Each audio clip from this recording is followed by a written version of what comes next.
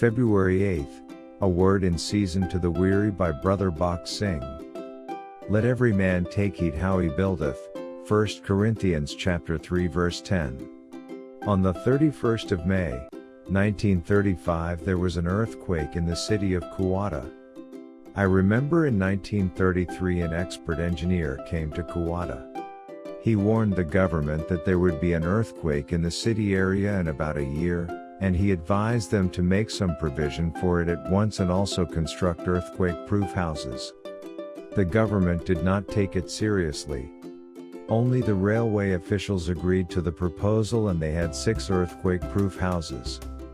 Suddenly the earthquake came, and in 18 seconds 58,000 people were killed, and except for these 6 specially prepared houses, every other house, whether of stone or brick or mud, became rubble. It is high time for us, who are God's servants, to learn our lessons also. There will be many severe attacks by Satan upon God's people. He will come as a roaring lion, or a ravening wolf, or like a flood, or even like an angel of light. God's servants are responsible for the flock and have to make every provision for their spiritual protection. This can be done only if we build according to the heavenly pattern. Some people think they can serve in their own way. They say, God is blessing us anyhow. Please do not be satisfied with a temporary blessing. God is gracious. That is why He blesses our work in a way in spite of the fact that our obedience is only partial.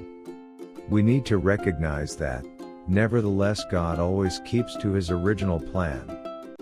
Paul the Apostle says in 1 Corinthians chapter 3 verse 6, I have planted, Apollos watered, but God gave the increase. He admits that he had need of co-workers, and that although he was an apostle he was not sufficient by himself. God uses some servants to plant.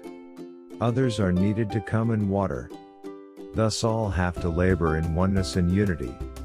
If you have been called only to sow the seed, and have no other calling or burden, then you should pray that God may send an Apollos to come and water that seed. Paul could remain in a place long enough only to do the planting.